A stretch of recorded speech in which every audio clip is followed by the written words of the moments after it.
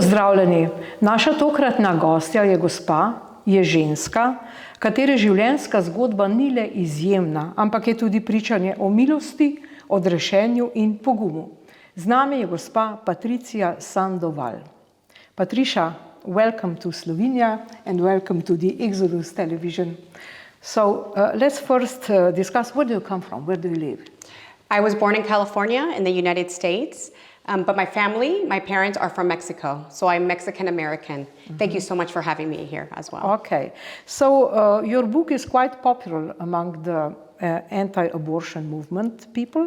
It's called Transfigured, and it's translated in Slovenian.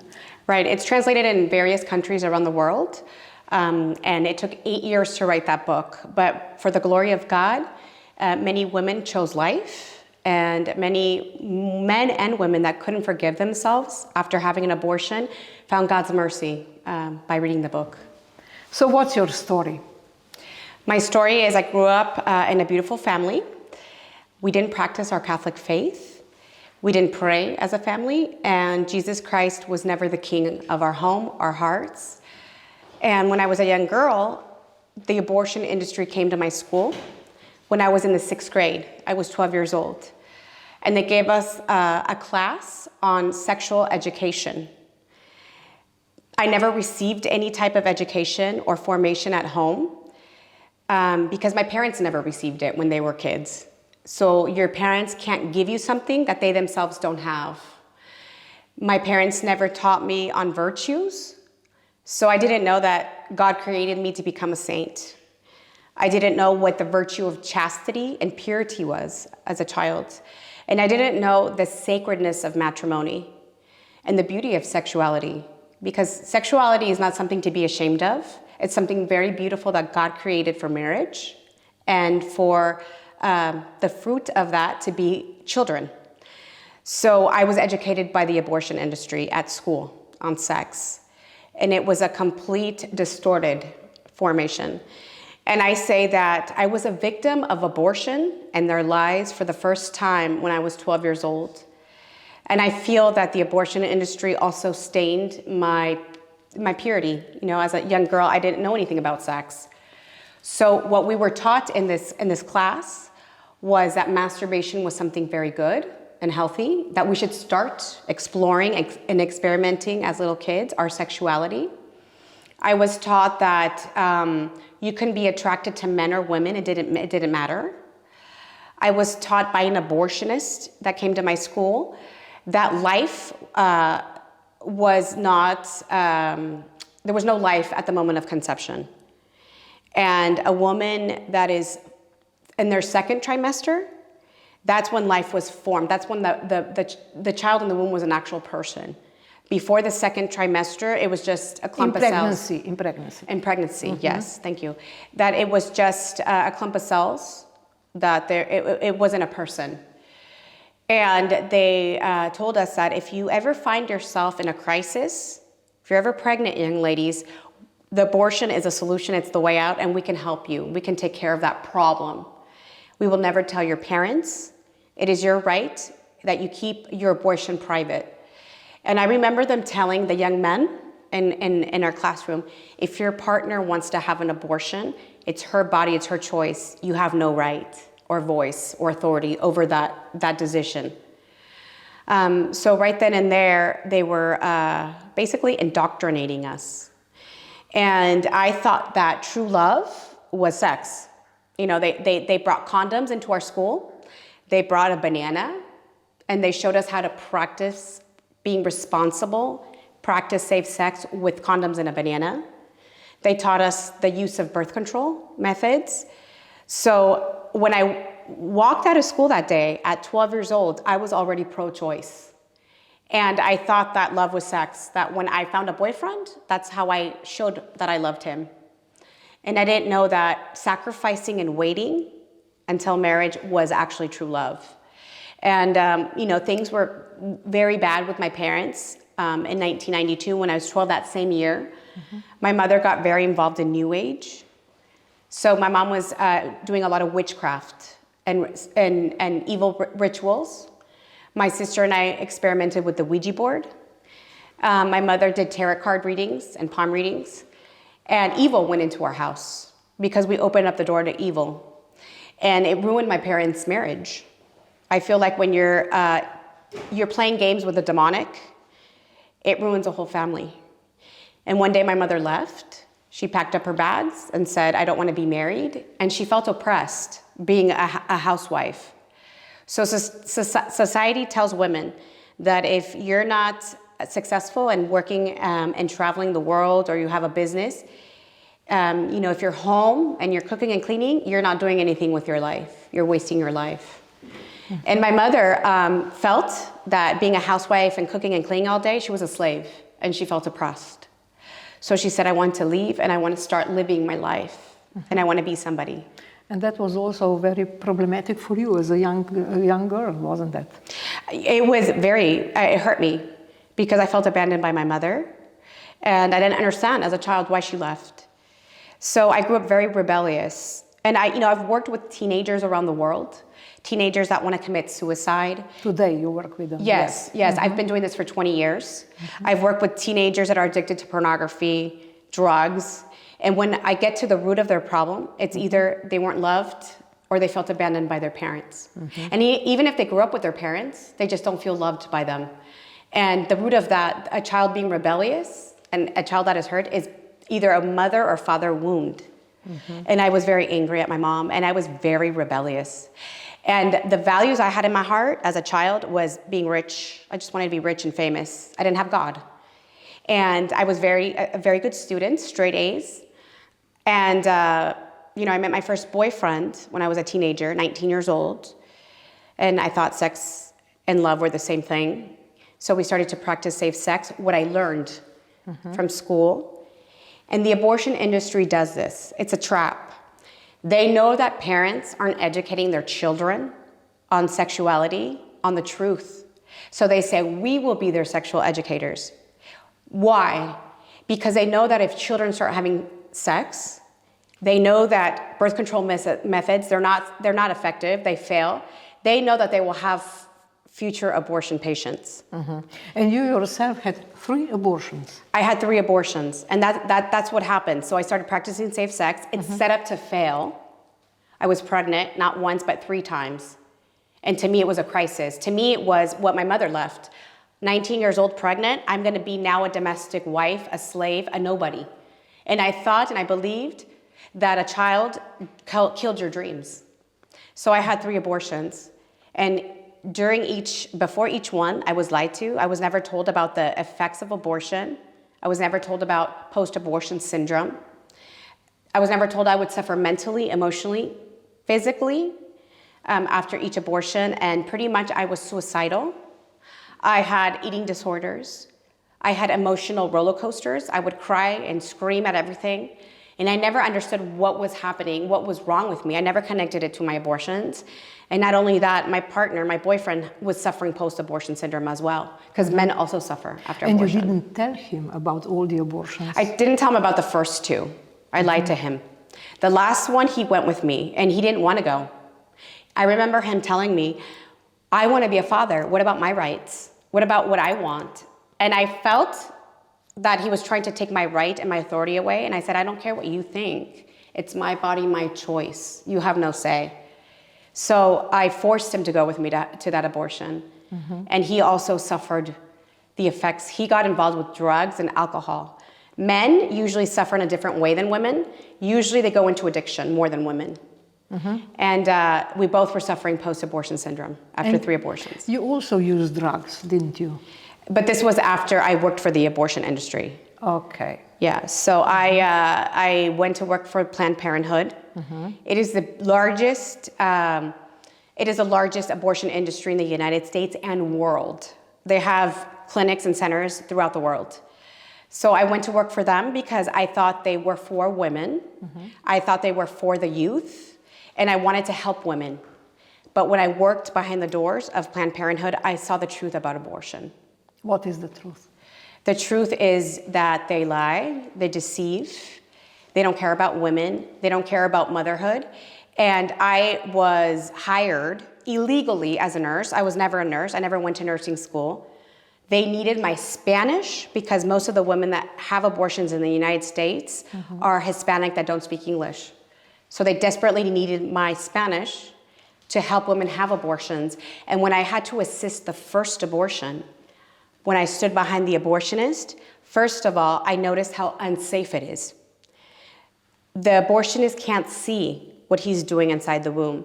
And he's got a table of very dangerous instruments. And he's got a vacuum, a big machine that's powerful, and it's literally like a vacuum. The first thing I noticed is he can't see what he's doing in the womb. So there's no ultrasound? They don't. They don't do an ultrasound. Most of them don't. And so they don't know if they're perforating the womb, damaging the wound. That's why many women die after an abortion. So many women do die. That's why many women have perforated wombs. And that's why many women can't have kids after an abortion, because it's a blind man's surgery. And I had to be the abortionist, guys. I had to make sure that he got everything out.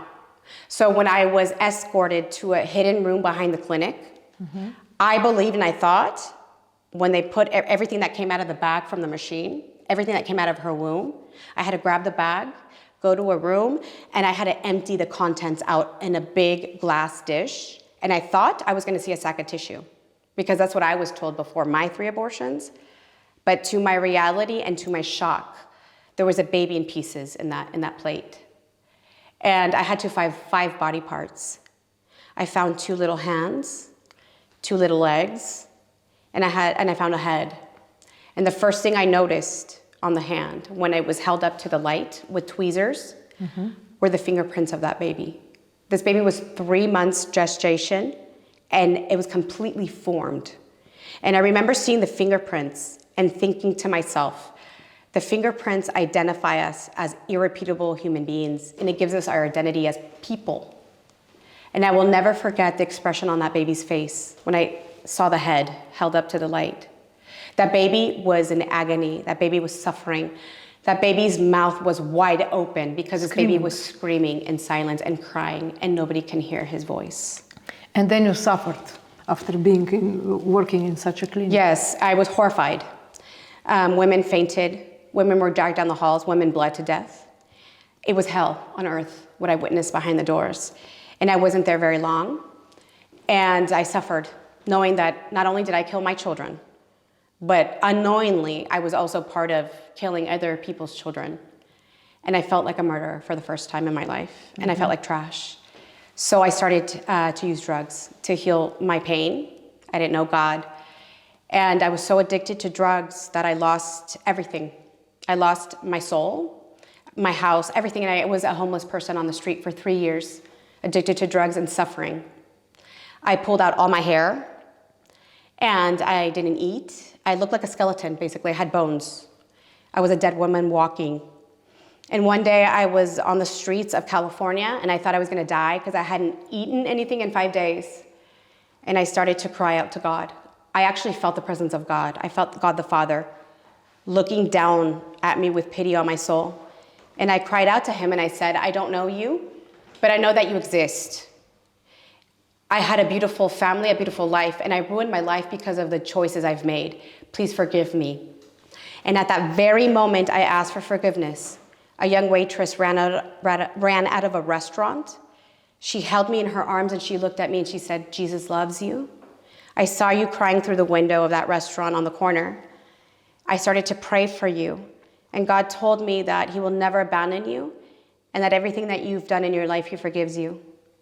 And that young girl, her name is Bonnie, after 3 years of being lost and never looking for my family, she took me back home. And when she took me home, I reconciled with my mother. And my mother came back to the Catholic faith when I was missing. And my mother was on her knees for 3 years in front of the Blessed Sacrament, praying for my soul. And it is truly God's divine mercy. It's God who is the King of mercy. And it's my mother's prayers that saved my life. So why, Patricia, is all this evil happening? Why do we kill children? Because it's the sacrifice of children, the innocence of purity of children, because they most reflect God. The presence of God lives in children because they're not sinful yet. The devil can't stand the innocence and purity of a child. So the devil can't kill the child Jesus, so he indirectly kills the child Jesus through babies, through humanity. And killing and sacrificing a child gives energy and fuel and to the evil one. The root of all evil in our countries is abortion. Saint Mother Teresa of Calcutta said, there will never be peace in the world until there's peace in the womb. The root of all evil is abortion, she would say this. Mm-hmm. Now you are blessed to have 2 children. Yes. And a husband. He supports you very well, very much. Very much. Yeah. So you are also in front of the pro-life movement. Yes. What do you fight for? I fight for truth. I fight for women to know the real rights. That abortion is not a solution. That people can support her and her child. That she is loved. That no matter the situation that baby was conceived, even in rape, even in incest, even in the worst conditions, that baby is a gift from God. And that she can have a beautiful life next to her child. Abortion will ruin her life, and it will take the life of her child. But that there are other options, and that God is with her, and that she can do it. She can do it next to her child. So I want women to know that there are other options. And I want the young kids to know what truth is about abortion as well. You know, our society and our countries are blinded by the evil one. In the Bible, it says, Jesus says, there will be a time when good is bad and bad is good. And I feel like today, a lot of young kids, especially the ones that go to university, they're indoctrinated with lies. They don't know what truth is. They don't know what the good is. And they believe that evil is good. So if I can prevent a woman from having an abortion, or if I can just help a young child, a young teenager know what truth is and follow God, then everything is worth it for me. Mm-hmm. And I want to do reparation for what I've done. And you met some of the children who were saved. Yes. Yes, I travel. I've done this for 20 years, like I mentioned. I've traveled to many countries around the world. And I've spoken my story. And there were young girls that were in the crowd that were pregnant and they were about to have an abortion. Mm-hmm. And they chose life. Praise God, because of God, not because of me, but because of God. And when I would return to the country, I was able to hold a lot of those children in my arms. So what did you feel? God's divine power and mercy. You know, I remember the first little boy I held in my arms. He was a couple months old, and he smiled at me. And I realized something so big. Not only did God save this child's life, but maybe one day this little boy can be a father, a grandfather, his whole generation was saved. Mm-hmm. And I realized that the pro-life movement is not just about saving a life, it's about saving generations. It's very powerful. One abortion takes away a life and a whole generation. Mm-hmm. But when one life is spared and saved, thousands of lives are saved because of that one life. How difficult it is in the United States to be a pro-life, in pro-life movement and pro-life spokesman? It's difficult around the world because a lot of people don't agree with you. And so you run against the current, right? You run against what society says. Society says abortion is good for women. Abortion's the solution. But you run against the world. And so you do confront people that are angry with you. You confront people that humiliate you and they laugh at you. But it is a great sign that you're on the right path. Because Jesus said, if the world hated me, they will hate you. But have peace and have joy because I have conquered the world. So what we know as pro-lifers and as Catholics is that the victory is God's. We know who wins at the end. We're called to be faithful. Me, I'm not worried about what people think of me or how they react. I'm worried about being faithful and about planting seeds. The result is up to God, not to me. But what do they think of you and what do they say? So at the beginning of my ministry, I was the first pro-life speaker in all of Latin America and Spain to share my story in Spanish. So people have never heard my story, and it was very shocking, even Catholic and Christians. So a lot of people would tell me at the beginning, you're going to go to hell. God is only merciful when someone has one abortion, but you've had 3. You know, you're going to hell, you're condemned. And it was difficult. There was times where I wanted to give up. There's times where I would go to God, And I'd go to the altar and say, Jesus, I don't have to do this. I can stop. I can be forgiven by you and accept that. And I can be normal, and there's times I wanted to give up. But I want to become a saint, and I realized that our crown of glory is not on earth. When we fight for the truth and gospel, our grand reward is in heaven. And we need to be courageous and we need to persevere. We need to be strong, especially during these times. These times are not easy. There's so much evil and lies, even in politics, and we have to be very courageous during this time. What would you advise women who had an abortion?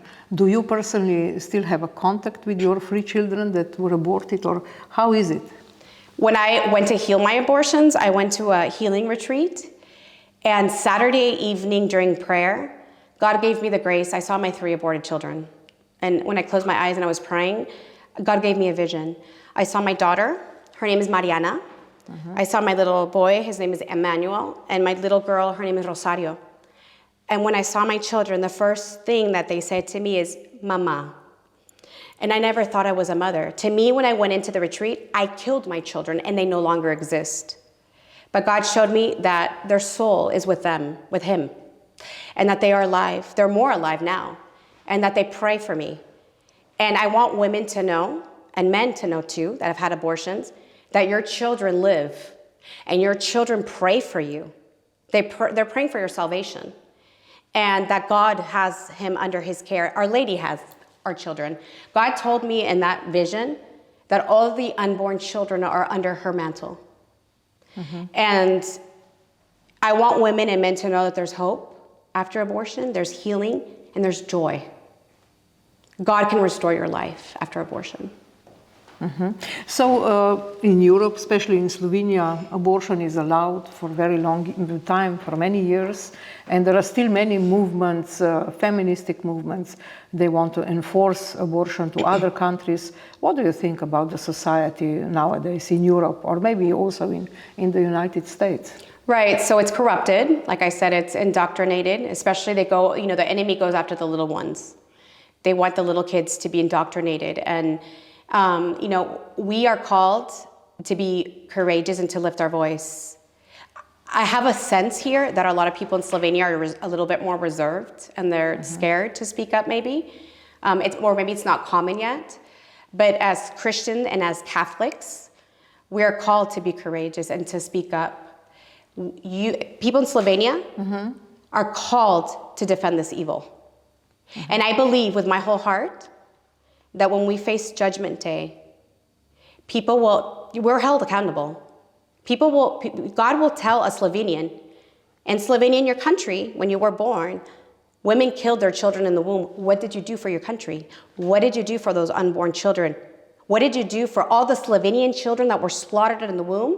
Generations were slaughtered, and you didn't do anything? God will hold us accountable. Well, the argument on the other side is that women don't have the means of living, that they are not economically powerful enough to support so many kids. What do you tell to them? So what if we have single women in Slovenia that have little children that are born? Is it just and fair to say, you're a single mom, you don't have a job, so let's kill your child? That's not the solution. Killing is never the solution. What Slovenians have to do is support those women, especially the church. If a woman was raped and she's pregnant, or if a woman is single, right, she's not married and she's pregnant, the church should be the first to open their arms and help her. And Slovenians, even if you're atheist, the first response is love and support, not killing. That's never the answer. So I feel that in Slovenia, we need more support to help women that are in crisis. We need more people helping her with diapers and clothes and telling her, you can do this. We're going to help you. You're supported and you're loved. And not only will that heal her, but it will give her a purpose in her life, that she's going to be a better mom, a better woman for her child. It will make her a better person. Also, the men should be more supportive. Yes, of course, because men are created for greatness. Men are created to protect the family and protect life. They're the head of the family. So men should be defending life here in Slovenia. That's who should be really fighting against abortion here as the men. I feel that most women have abortions because they're not supported by their partner. They're even abandoned by them, like you figure it out. Or the men actually support abortion and force her to have one.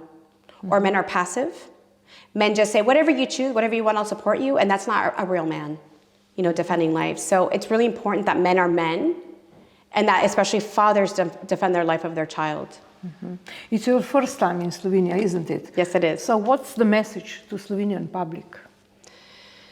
To be courageous and to fight for truth. We're living in times where, socialism and communism is infiltrating our countries.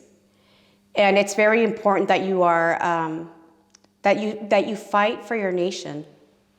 There's a young boy that just died in the United States, Charlie Kirk. And he was a young man that fought for his country, that had love, and he was a patriot. And he was martyred for what he believed in. And for Slovenia, we have to be the same. We have to be willing to fight for what we love, our family, our marriages, and our country, and for God. So you travel around the world, basically, Yes. and you have the relicts with you. So can Yes, you I tell do. us something about the relicts? Yes, this is a first-class relic here of a young teenage martyr from 304. Her name is Saint Philomena. She is a patroness of the youth, of babies, of purity. And she changed my life because I didn't know what purity was. I had many boyfriends, and I had sexual relations with all of them. And I had to make a decision one day and say, no, I'm going to start all over, and I'm going to be pure, and God's going to give me a good husband, and I'm going to be faithful. So she taught me what purity was. So I bring her, especially to the youth. And for me, it's important to tell the teenagers that it's possible to be a saint, that she was a 13-year-old girl that died for her faith, and that they can be saints too, and they can be courageous during these times. So I travel with her a lot, and she's just a great testimony for the young kids. And we have Carlo Cuti, Saint Carlo Cuti here as well. We have a piece of his jacket. I'm believing that it's the first relic of Carlo Acuti's here in Slovenia. Definitely is. Yeah. And he was just canonized on September the 9th with Pier Giorgio Frassati, another young man. And he was not a martyr, but his whole life he gave to Christ. He is the patron saint of the internet. He helps teenagers that are addicted to pornography, or anybody that's addicted to pornography. But he lived a very virtuous life, and he especially lived for the Eucharist. He's the first person on the earth with the internet to tell all the miracles of the Eucharist around the world, the miracles of the Eucharist turning into meat or blood. So he did a whole exposition of the Eucharist. And he used technology for God's glory. And he is a great example that an ordinary kid like him, who loved Jesus and put Jesus in the center of his life, can become a saint. So we have him here as well in Slovenia. And another relic?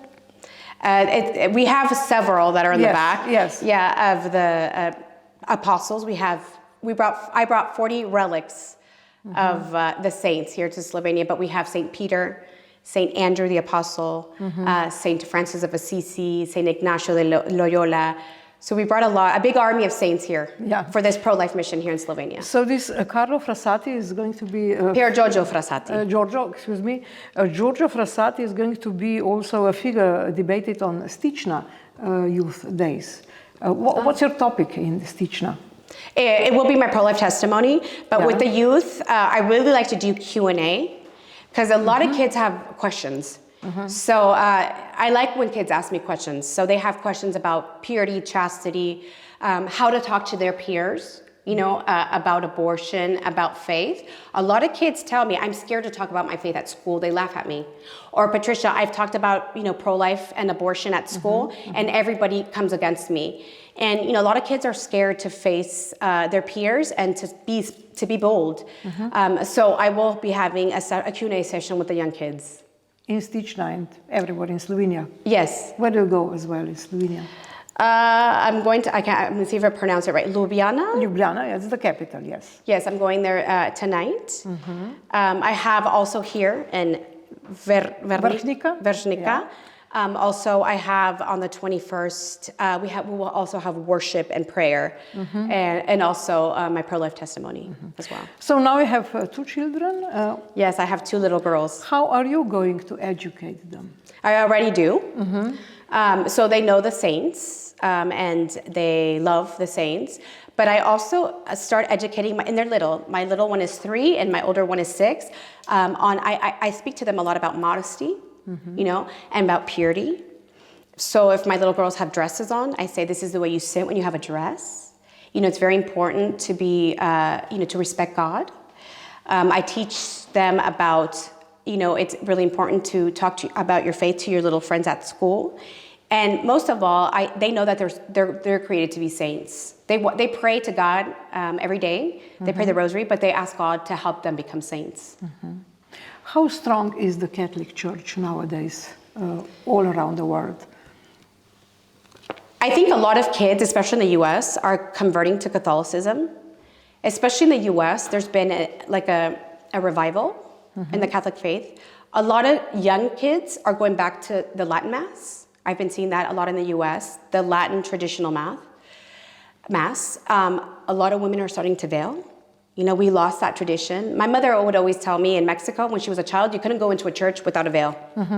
So a lot of young kids are going back to the traditional Mass, and a lot of women are veiling. So I'm seeing a lot of good things in the Catholic Church, but we still need to speak on issues like abortion, birth control, you know, homosexuality. These are a lot of things that people are scared to talk about. And I think that a lot of these topics need to be addressed in our church. Do you think this woke idea and woke ideology is dead, or is it going to improve? I think it's still around, but in the U.S., what I've seen in the U.S. is that people are waking up out of wokeism. People are starting to see truth. A lot of people that are very liberal are actually becoming conservative. I don't know, there's something that's happening in the U.S. where people are opening their eyes. But I do see, for instance, in Latin America, where people are becoming woke and are going more liberal. So for instance, in Mexico City was the only city that abortion was legal. Now it's all over Mexico. So I'm starting to see wokeism being spread like cancer in different countries. Exported. And in the US, it's actually going reverse. It's people are opening their eyes and people are becoming more conservative. So I see different things in different countries. So you're also a TV presenter, you have a talk show. Tell us more about that. Yes, I work for an international Catholic network called EWTN, Eternal Worth Television Network, and it's founded by a nun, a cloistered nun, and her name is Mother Angelica. She passed away a few years ago. And so it launches around the world, and I have a pro-life weekly show. So on this television show, I give pro-life education, formation, and testimonials. Do you have any reactions, any good reactions? Good reactions, yes. Change anything? Yeah, so a lot of people tell me in Latin America that they watched my show and that they became pro-life. And a lot of people learn, you know, they have received formation because of the show. But I see more impact when I do conferences, I think, when I do live conferences with people. Okay, I collected some of your quotes. One of them is, God has forgiven me for so many things from my past. I owe him so much. Do you think that God can forgive everyone? He forgives everybody that repents with their whole heart. If somebody doesn't ask for forgiveness, then God can't forgive. But anybody, whatever they've done, if you ask for forgiveness with your whole heart, God is so merciful. And that you turn away. Not only does he forgive you, but he always said in the gospel, you are forgiven, but turn away from your sin. So you can't just ask God for forgiveness and go back to that old life. You have to really change your life. And like I had mentioned before, reparation is very important, especially for abortion. So not only did God forgive me, but I have to do acts of reparation for all the damage I've done. And not only do I have to do it, Slovenia, even if you haven't had an abortion, abortion exists in your country and it's a grave sin, you have to do acts of reparation and to ask God to forgive the abortion in Slovenia because it's very offensive to God. Then another one says, with 3 abortions, I destroyed my own family, the family that was I meant to be. Yes, I didn't give my children a chance to live. You know, I feel that if somebody would have came to my school when I was little and told me the truth about abortion, my life would be completely different. You know, I don't think I would have gone through what I've gone through, but God permitted it. And I think education and knowing the truth changes the life of a young child. It changes the life of men and women. So I didn't give my children a chance to live, but at least now I'm giving them honor by telling their story. Mm-hmm. And there is one, God never gave up. He never stopped calling. He never walked away, unlike me. Yes. You know, I feel that we're all the lost sheep. We all sin and we offend God every single day. But we are so grateful that God has given us the sacrament of confession because he knows that we're going to constantly offend him. And he's so good. He doesn't give up on us. We can keep going back to confession and asking for his mercy because he's so loving. And another one, if you've had an abortion and deeply regret, God's arms are always open to offer you mercy. Yes, I want to tell women, I don't know if that's my camera, but I'm going to look into that. If you have had an abortion and you haven't gone to confession, don't be embarrassed. You know, a lot of women and men, they're so embarrassed and they're ashamed. There's a lot of shame when a woman has an abortion. Mm-hmm. Don't be embarrassed. Don't be scared. God is waiting for you. He's waiting for you to pour his mercy to heal you and to make you new and to make you strong. Mm-hmm. And your children forgive you. So how to fight against evil? On your knees and with the rosary and with the Holy Mass. You fight it spiritually because we're in a spiritual battle first. Mm-hmm. But faith requires action, like the Bible says. So not only do you have to pray and fight it spiritually, but you have to use your mouth. You have to use your hands and your feet. Jesus wants to use your mouth. He wants to use your hands and your feet. He wants to live in you and work inside of you for his glory and for the good of your nation. Don't stop talking about that. Exactly. Even they showed with Kirst that actually they killed him. They killed and they shot his throat. They tried to silence his throat and his voice, but it only got louder. You know, a lot of young kids went back to church after he was killed. Thousands and thousands of people that didn't believe in God went back to church after his martyrdom. They say that, St. Augustine said that the blood of the martyrs is the seed of the church. So every time a martyr died for his faith and what he believed in, Christians would multiply. And that's exactly what happened with the death of Charlie Kirk. So many children and so many families went to church for the first times in their life. So the faith actually multiplied.